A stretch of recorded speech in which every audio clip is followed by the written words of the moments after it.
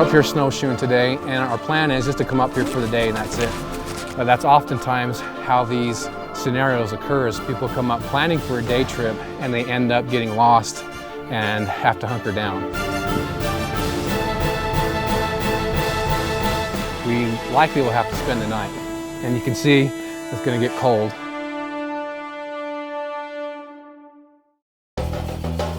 Personally, the size knife that I'm really falling into right now is a 5-inch blade. What I happen to have with me 5-inch wise is a SOG Northwest Ranger 2.0. How I see the ESEE Izula 2 is more of a backup blade for me due to its size.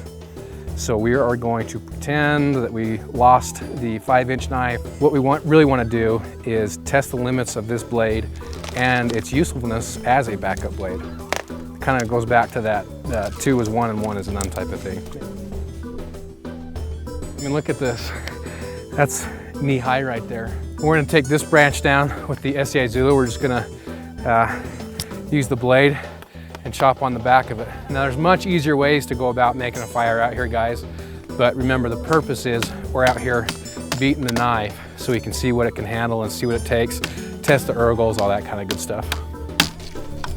See that when I got my thumb, you don't have a lot of room for error. And that's why I prefer the big blades. But again, we've lost that big blade for whatever reason. So I'm gonna choke back on it here. The one thing about this particular blade is it's mine. I've owned this for, I don't know, years actually. And the reason I picked it up is I was looking for a small, possibly EDC type fixed blade. And I had the ESEE 4, and I really like the 1095, specifically the heat treat. These tend to really hold an edge well. And in comparing those with other 1095s, they do quite well. I think backup knives are very important. And one thing I will carry with me a lot in the backcountry is a folder. But the reason I do a folder is just because it's already in my pants anyway. You know, it's just the EDC thing. The benefit of going something like this is it's a fixed blade, so it's certainly going to hold up to a lot more than a folder will. I'm only halfway through, and that enables me to break the rest of it.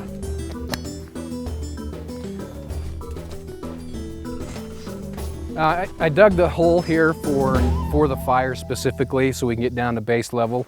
You don't have to do this.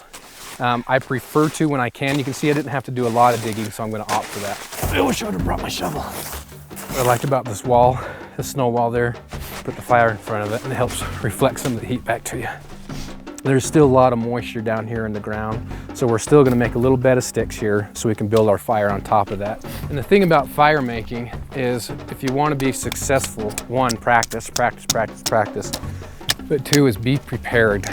Get your stuff set up beforehand, and that'll make all the difference. So you can kind of see the different methods, different ways you can use this blade. Even though it's quite small, it still comes in handy. One of the things I really like about a 5-inch blade or a bigger blade is you can really put it right up here in the knee, and then you can just anchor it in, and you can use these draw cuts and get some really nice shavings from it. Nice ones, or it's just a good way to cut a branch. You can see it's a very safe method, and it works well too. That's pretty good. And I've come to expect that from these blades. They hold up well. Me, I prefer the bigger knives for a main knife, but these do make a nice backup. And 2, maybe these will help save the life of your blade on your large knife.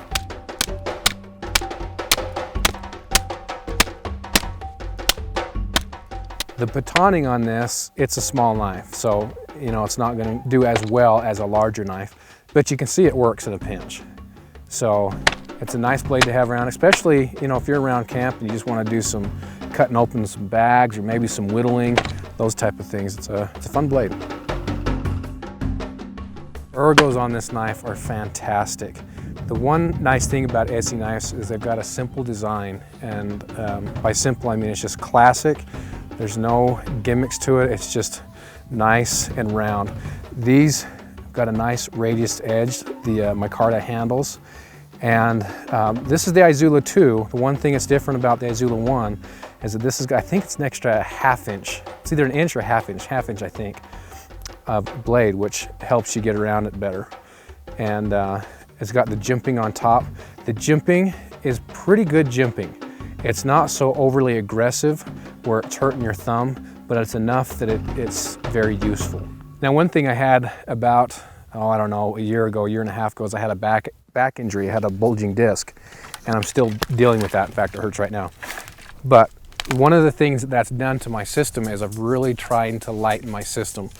So this is definitely going to be very light for a knife. Now, if you want to get even more crazy, what you can do is that the Izula 2 comes with these micarta handles, but these can come off and you can do a paracord wrap on it, even if you're really counting the ounces. You can see the way I've got it set up here.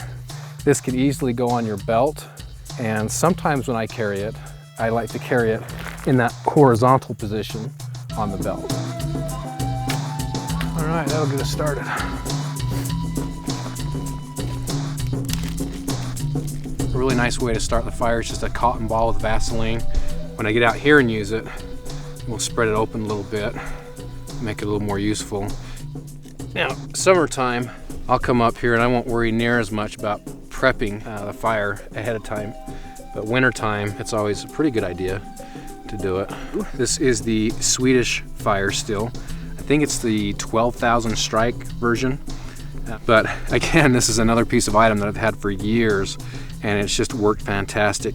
I mean, you can really see how much I've used this thing, and it's holding up very, very well.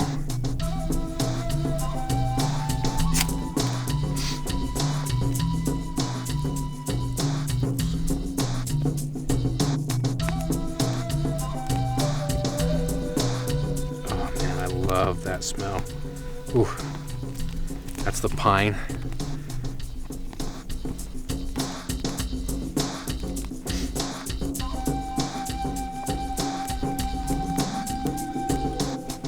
Breeze is coming through and helping, giving a lot of oxygen.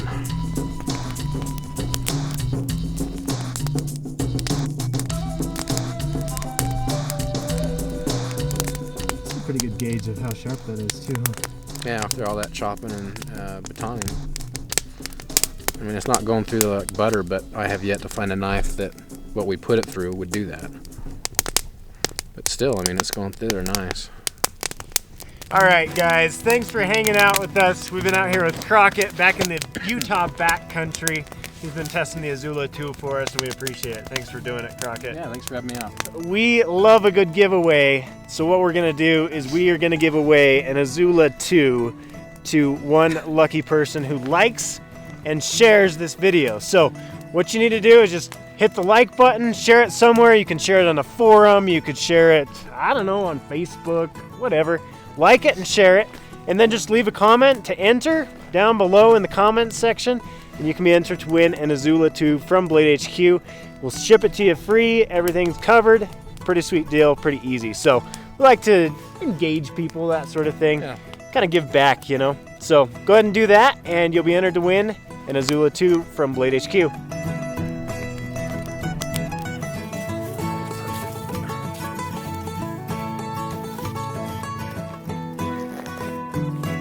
Yeah.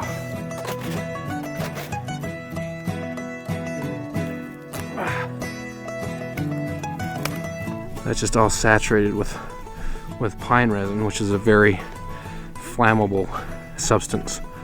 Using this to try this piece of wood out, I actually watched the knife bow holding up pretty good.